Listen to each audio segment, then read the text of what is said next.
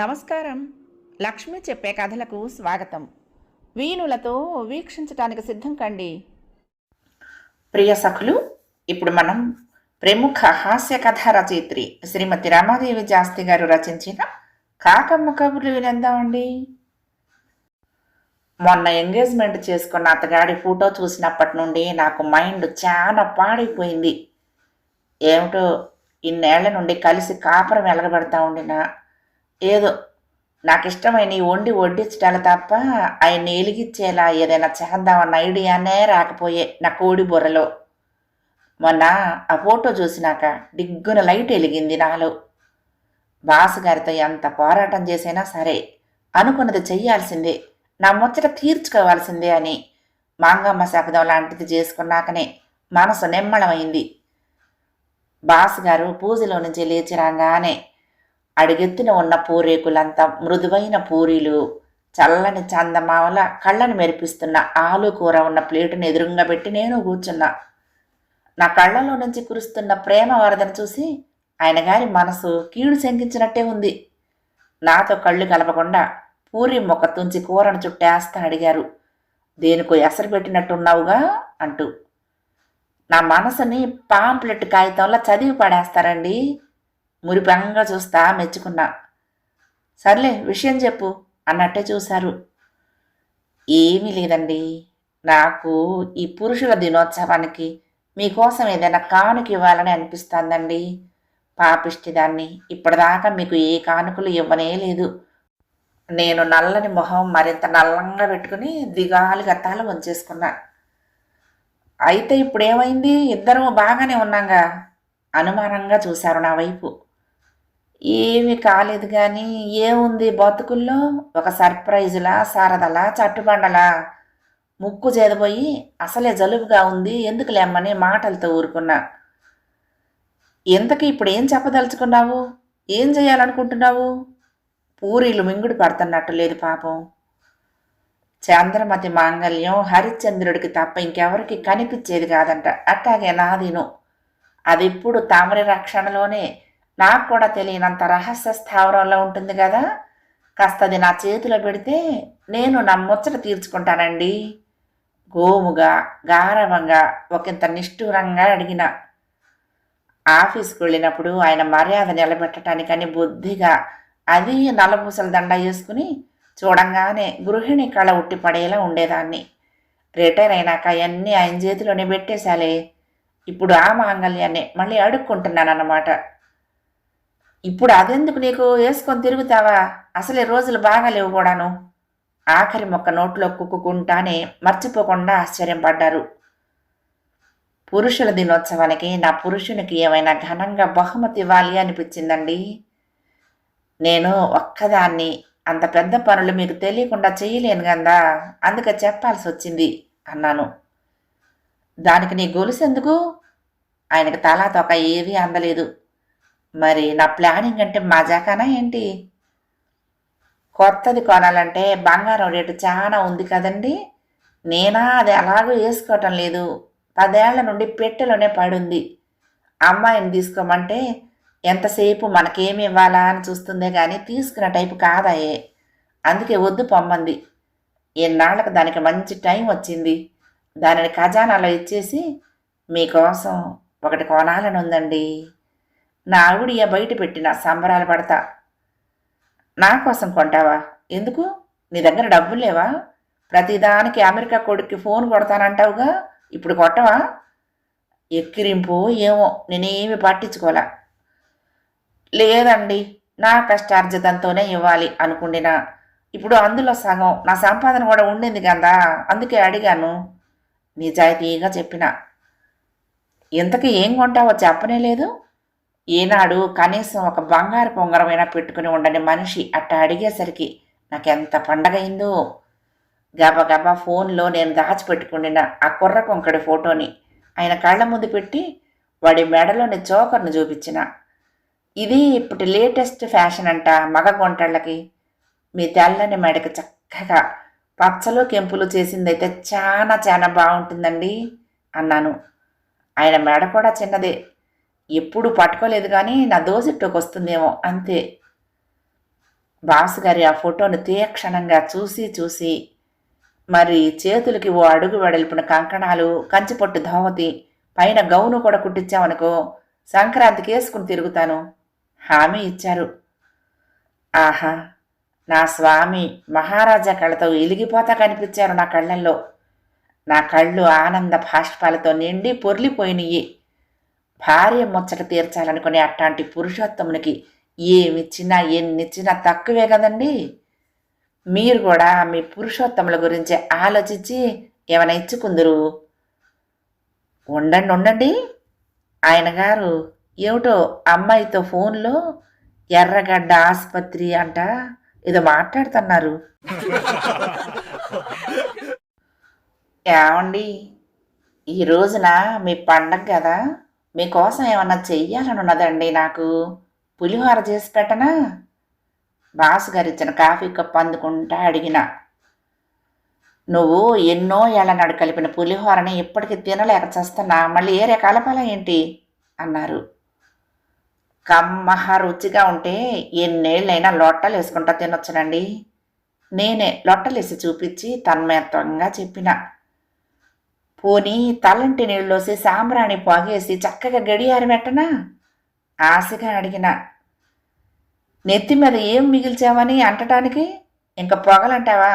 రోజు ఏదో ఒక పొగ పెడతానే ఉంటావుగా నా ప్రాణానికి. ఇవాళ ఇంకోటి పెడతావు ఎట్టాగు? అడిగేదేముంది అన్నారు. ముత్యం మూడోది అడుగుతున్నా. కాళ్ళ దగ్గరకు వచ్చిన దాన్ని కాళ్ళదన్నుకోమాకండి బుజ్జగింపుగా చెప్పిన. అనుమానంగా కళ్ళెత్తి చూశారు. పుణ్యపురుషులు కర్పూరం లాంటి వారంటండి. అందుకే నా జీవితం అంతా మీతో పరిమళిచ్చిపోయింది. మీకు పాద పూజ చేసుకుంటానండి. భక్తితో కూడిన ప్రేమతో నిండిన చూపులతో కృతజ్ఞత వెళ్ళి విరుస్తూ ఉండగా లేచి ఆయన చెయ్యి పట్టుకొని మరీ అడిగిన మర్యాదగా అతి లాలనగా. ఆయన గారు కలవరంగా తన పాదాలకేసి చూసుకున్నారు. నాకింకా వాటితో చాలా అవసరం ఉంది, వాటిని వదిలేద్దు బతిమాలుతున్నట్టే చూశారు. సరేనండి, దేనికి మీ సహకారం లేకపోతే నేను మాత్రం ఏం చేస్తాను? జన్మ జన్మలకి మీరిట్టాగే పరమ సుఖశాంతులతో నాతో సంతోషంగా జీవితం గడపాలని ఆ కృష్ణయ్యకు ప్రార్థన చేసుకుంటాను. నిట్టూరుస్తా బాల్కనీలకు బయలుదేరాను. ఆగాగు, తొందరపడ మాకు, ఆ పులిహోర ఏదో చేసి పడయ్యి వెనకాల నుంచి బాస్ గారు కంగారు పడిపోతా చెప్పారు మా ఫ్లోర్ అంతా వినిపించేంత చిన్నగా. నిజమా? అయితే సరేనండి, గబా గబా పులిహోర చేసేసి మీకు తలంటి తర్వాత పాద పూజ చేసుకుని చివరి ఆఖరిలోనే ఆ కృష్ణయ్యకి దండం పెట్టుకుంటానండి. కోరినది నెరవేరినది, ఓహో కలలు నిజమాయి పాడుకుంటూ సంబరంగా వంటింటొక నడిచిన. మొదటి మెట్టు దిగినాక మిగిలిన దిగటం పెద్ద కష్టమా ఏమి? ఏమిటి కాఫీ తాగి మళ్ళీ పాను పెక్కావు, ప్రాణం బాగాలేదా? దయతో కూడిన ప్రేమ నిండిన పరామర్శ చేశారు పూజ గదిలో నుంచి బయటకు వచ్చిన బాసగారు. అవునండి, ఎందుకో చాలా నీరసంగా ఉంది. వీలైనంత విషాదపు ఎక్స్ప్రెషన్ ఇచ్చి పడేసిన. మరి బీపీ షుగరు అది చూసుకున్నావా? ఆరా తీశారు అలవాటుగా. అంతే ఉన్నాయండి, తలలోనే కొబ్బరికాయ అంత రాయి పెట్టినట్టు బరువుగా ఉంటున్నదండి. తల నొక్కుకున్నా. అవునా? అది రాయి కాదు రత్నము కాదు, నీ బ్రెయినే. అందరికన్నా కాసింత పెద్దది కదా, అందుకని నీకు అట్ట అనిపిస్తూ ఉంటుందిలే, పట్టించుకుని భయపడమాక బాసుగారు ధైర్యం చెప్పారు. నేను సరే అన్నట్లు తల ఊపాను. మరి ఆయన మాట నేను ఎప్పుడు కాదంటాను గనుక.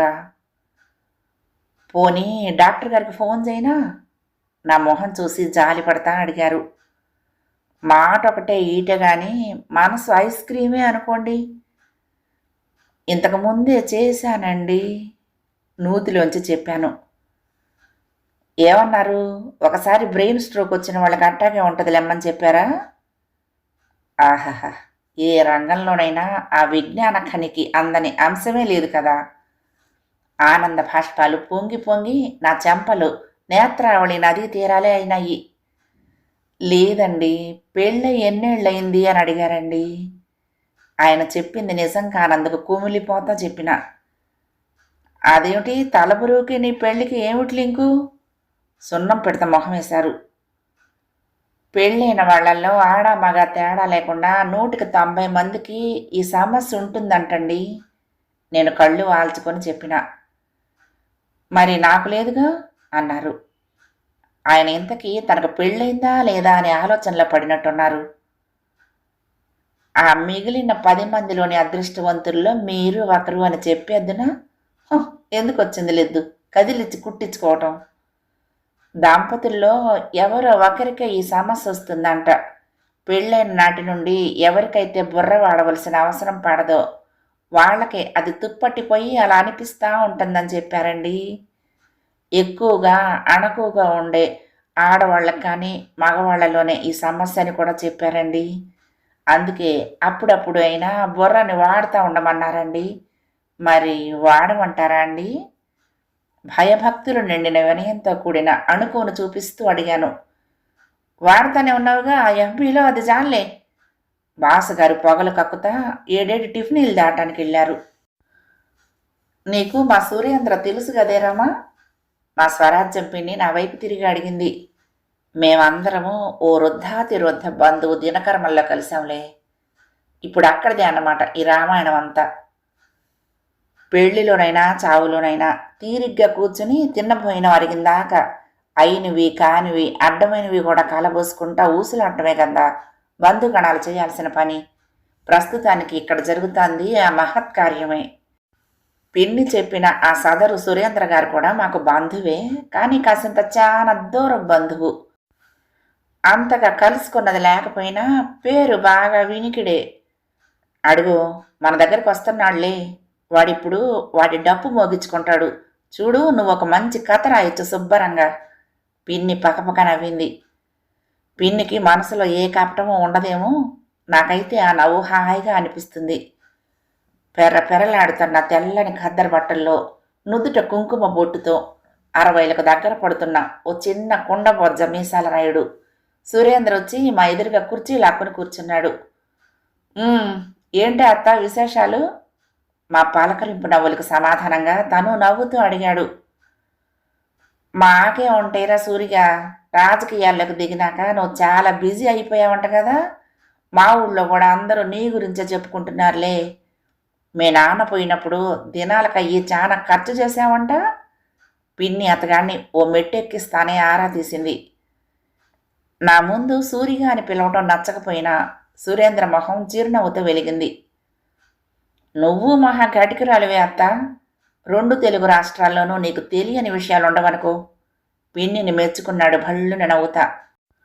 పిచ్చి సచ్చినాడా, నాకు అమెరికాలో ఉన్న మా నాళ్ళందరి సంగతులు కూడా తెలుస్తూ ఉంటాయి. పిన్ని కూడా తన మార్కు నవ్వు నవ్వింది. బిత్తరపోయిన సురేంద్ర, అవును నాన్న దినానికి నువ్వెందుకు రాలేదు అంటూ మాట మార్చాడు. అప్పుడు కాలు బెణికి ఓ నెలపాటు గుమ్మం దాటలేదురా, అందుకే రాలేకపోయా. అయినా నువ్వు మీ నాన్న గురించి అచ్చే ఇచ్చి ఆ రోజున అందరికీ పంచిన పుస్తకం చూసాలేరా, బాగానే రాయించావులే అంది పిన్ని. పిన్ని సంగతి మర్చిపోయిన సురేంద్ర గర్వంగా చిరునవ్వు నవ్వాడు. ఇటీవల కాలంలో ఇంట్లో పెళ్లిళ్లకు సాహితీ ప్రియులు కొందరు తమకు నచ్చిన మంచి కథలను కొన్ని ఎంపిక చేసుకుని చిన్న పుస్తకాలు అచ్చేయించి అతిథులకు ఇస్తూ ఉంటారులే. నావి 2 కథలు అలా వచ్చినాయిలే. మరికొందరు ఇంట్లోని వారు ఎవరైనా పోయినప్పుడు వాళ్ల గొప్ప గుణగణాల గురించి, వారితో చిన్న పెద్ద తమ కుటుంబ సభ్యుల ప్రేమానుబంధాల గురించి, వారు లేకపోవటం వల్ల తమకు కలగబోతున్న తీరని లోటు గురించి హృదయాలను పిండేసేలా రాసి రాయించి మరీ పుస్తకాలు అచ్చేయించి దినకర్మలకు వచ్చిన వారికి హస్తభూషణంగా ఇస్తున్నారు. ఇప్పుడు ఈ సురేంద్ర కూడా అదే పని చేసినట్టున్నాడు. అందరూ పుస్తకం మీద నాన్న ఫోటో చాలా బాగుందన్నారు. సురేంద్ర మీసాలు సరిచేసుకుంటూ సంతోషంగా చెప్పాడు. బాగుందిరా, అసలు చూడంగానే మా రాఘవయ్య అన్నయ్యదేనా ఈ ఫోటో అని ఆశ్చర్యపోయా అనుకో. మొత్తానికి భలే దిద్దిచ్చావులే. పిన్ని మెచ్చుకుంది.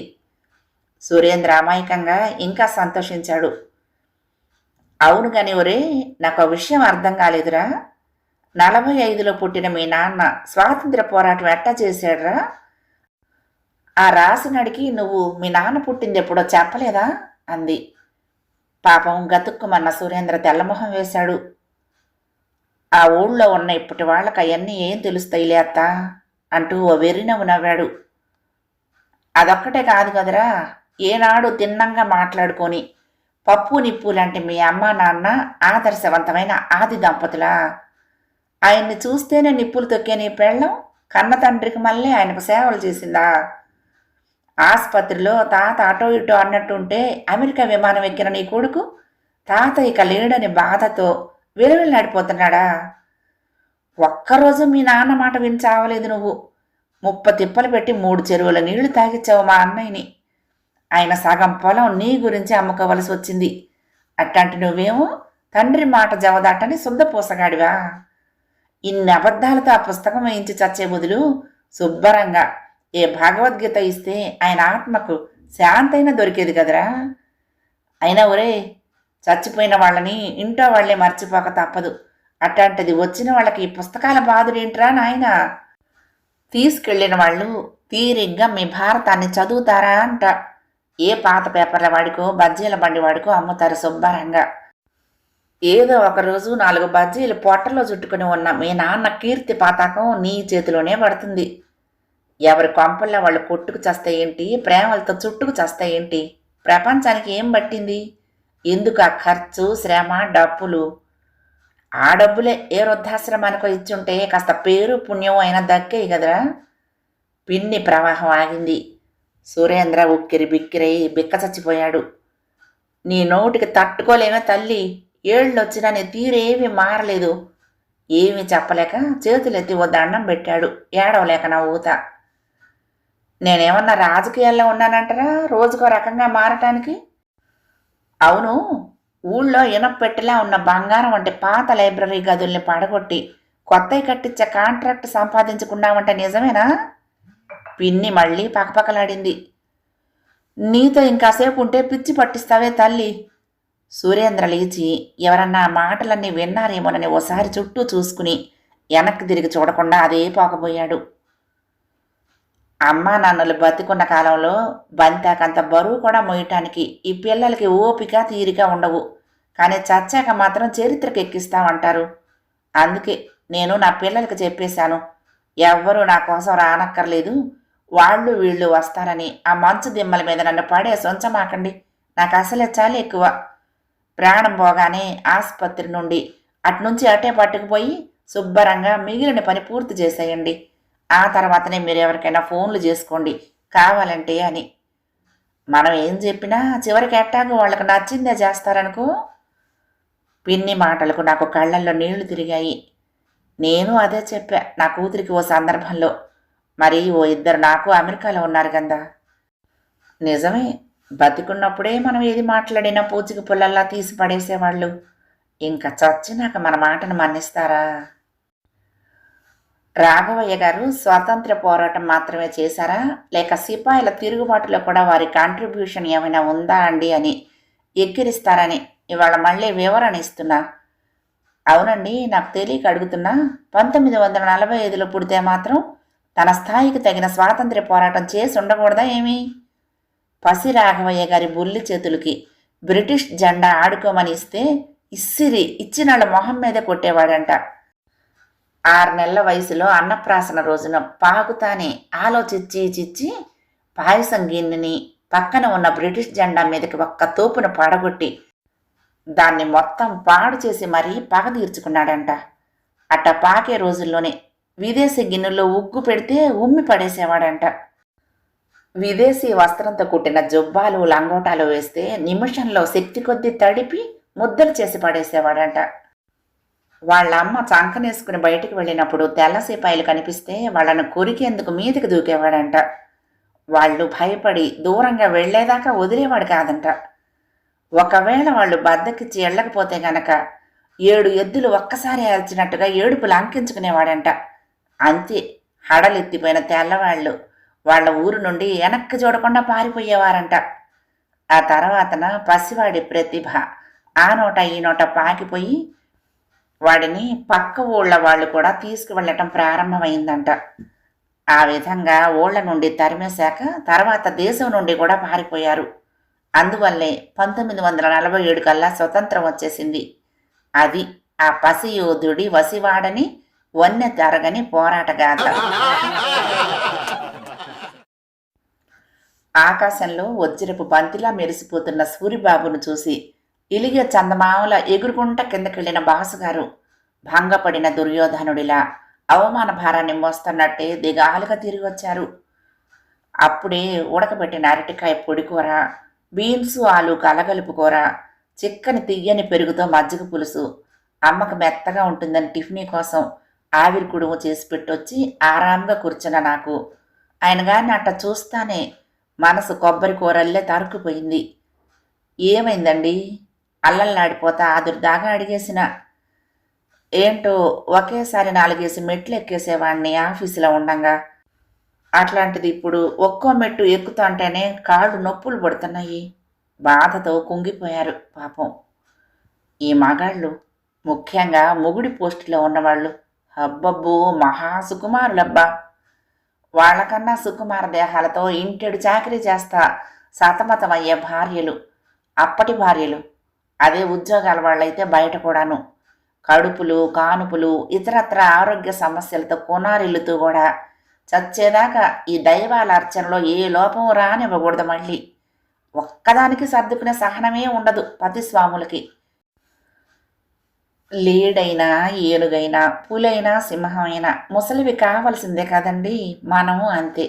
అందుకే మనమే కాసింత స్పీడ్ తగ్గించుకోవాలి. ఓదార్పుగా హితవు చెప్పిన.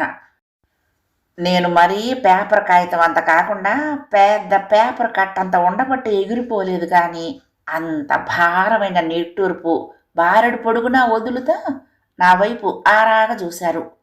బహుశా కళ్ళు జిగేలిమని ఉంటాయి. ఏంటి, వంట స్నానం కూడా అయిపోయిందా అంటే ఆశ్చర్యంగా అడిగారు. స్నానం చేసినా చేయకపోయినా మీ భార్య ఎప్పుడు పువ్వులానే ఉంటుంది కదండి. ఎస్సో నో అనో చెప్పకుండా ముసిముసి నవ్వులతో అడిగిన. అవును, అదేం పువ్వో ఇప్పటికీ తెలియలేదు. అట్టాగాని అప్పుడప్పుడు కాకుండా రోజుకొకసారైనా చేస్తా ఉండు. తాపసి గారి తల ఫోన్లోకి వంగింది. No argument. భల్లే కమ్మగా వండి పెడుతుంది కాదండి. అవును, నీకు మీ అమ్మకే కాదు, అప్పుడప్పుడు కాస్త నాకిష్టమని కూడా వండి పెడతా ఉండు. తాలెత్తకుండానే చెప్పారు. భల్లే సరదాగా కబుర్లు చెప్తుంది కదండి మీకు కాలక్షేపంగా. అవును, కానీ కాసేపు మధ్య మధ్యన విరామం ఇస్తూ ఉంటే ఇంకా బాగుంటుంది. వంచిన తల ఎత్తలేదు. అర్జునుడు చీకట్లో కూడా బాణాలు బ్రహ్మాండంగా వేసేవాడంట. ఈయనగారు అంతే.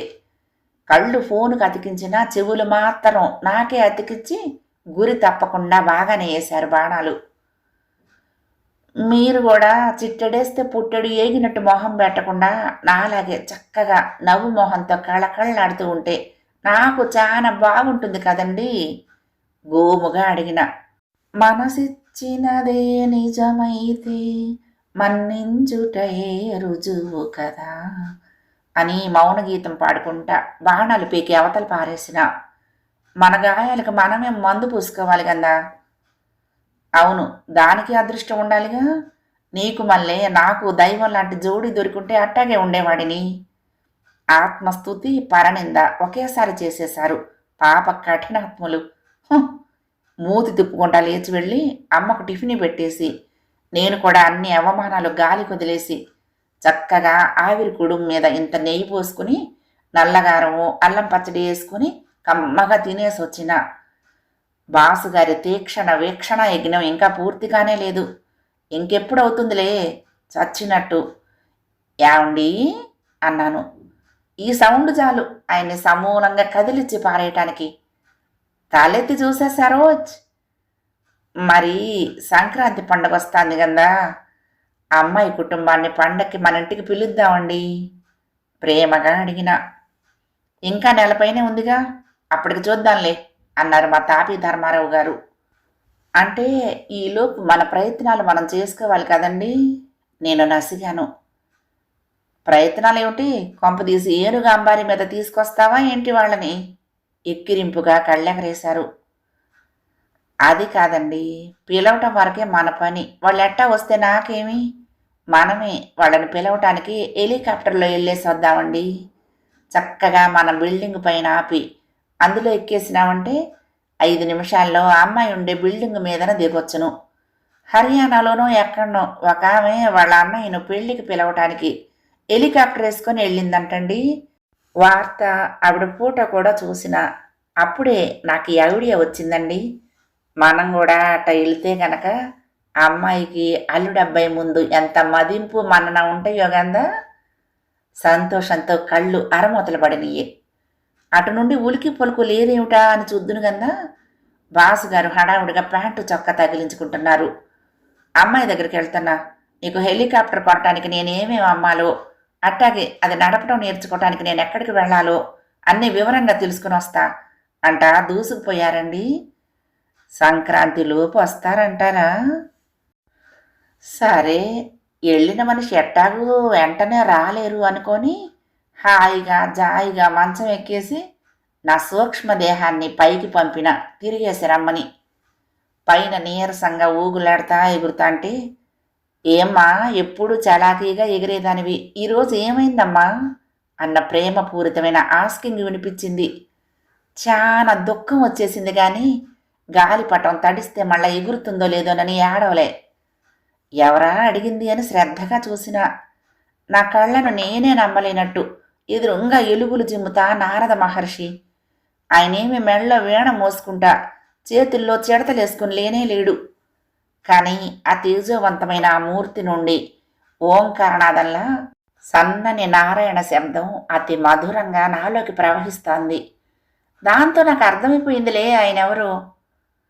మీకన్నీ తెలిసి అడుగుతున్నారా స్వామి? ఆయన ఇంటికి తిరిగి వస్తారా, లేక అటు నుండి అటే ఆ ఉత్తరాది వీడియో స్వామీజీ ఆశ్రమానికి వెళ్ళిపోతారా అని ఆలోచిస్తున్నాను అంతే దిగాలుగా చెప్పిన. మహర్షి పకపకలాడుతా మరింత కాంతులు చిమ్మారు. లేచి లేవంగానే టీ కప్పు కోసరం తహతహలాడేవాడు. గడ్డ పెరుగు లేనిదే భోజనం చెయ్యలేనివాడు. దోమ కుడితేనే నిద్రలేదని మండిపడేవాడు అయిన నీ పతిదేవుడు ఆశ్రమాల్లో అరపూటైనా ఉండగలడమ్మా అన్నారు. అవును, నిజమే కదా. నాకు మనసు తేలిక పడింది. అయినా మరికొంతకాలం సాధన చేస్తేవంటే సాక్షాత్తు ఆ కుబేరుడే ఎదురొచ్చి నీకు విమానం ఇచ్చి హాయిగా నీ ఇష్టం వచ్చినట్లు తిరిగేసి రమ్మనేవాడు కాదు. దానికోసం ఆ అర్భక మానవుని ఎందుకమ్మా యాచించటము? మహర్షి మందలించారు. నిజమేనేమో కానీ ఆ విమానంలో అమ్మాయి ఇంటికి వెళ్ళటం కుదరదు కదా స్వామి. నసిగాను. అర్హతని బట్టి అదృష్టం ఉంటుంది, అదృష్టాన్ని బట్టి అన్నీ లభిస్తాయి. ఇది అంతే. మహర్షి చిరునవ్వు నవ్వారు. అర్హత అంటే గుర్తుకొచ్చింది. నా అదృష్టం కొద్దీ దైవం లాంటి జోడీ దొరికింది. పాపం అర్హత లేకపోబట్టేగా ఆయనకు దొరకనిది. సన్యాసం మీదకి మనసు మళ్ళిందేను. స్వామి, ఆయనకి సన్యాసమన్నా సన్యాసులన్నా తీరని వ్యామోహం కదా. మనసుకు అంటిన ఆ వాసనల వలన ఆయనకు సన్యాసి జన్మ తప్పదా స్వామి? నా భయాన్ని గమనించిన మహర్షి మళ్ళీ పకపకల కాంతులు చిమ్మారు. నువ్వు ఊహించింది నిజమే తల్లి. కానీ కౌపీన సంరక్షణార్థం అన్నట్లు తన శిష్యగణంలోని నువ్వు చేసిచ్చే టీ రుచికి ఆ పైన చపాతీల రుచికి అలవాటు పడిపోయి చివరికి నిన్నే ఆలిని చేసుకుంటాడు సేవల కోసమని చెప్పారు. ఆహా, నా చెవుల్లో అమృతం పోశారు స్వామి. నేను సాష్టాంగపడి పైకి లేచేటప్పటికి మహర్షి మాయం. ఎక్కడికి పోతావు చిన్నవాడ, నా వంటల్లో చిక్కుకున్న పిల్లవాడ పాడేసుకుంటా హుషారుగా ఇంకా పైకి ఎగిరిన. మరికొన్ని కబుర్లు తర్వాత వీడియోలో విందామండి. మీకు ఈ కబుర్లు నచ్చితే తప్పకుండా లైక్ చేయండి, షేర్ చేయండి, కామెంట్ చేయండి, సబ్స్క్రైబ్ చేసుకుని నన్ను ఎంకరేజ్ చేయండి. ఉంటానండి. ప్రేమతో లక్ష్మి, కృష్ణా తీరం దుర్గమ్మ సన్నిధానం. నమస్తే.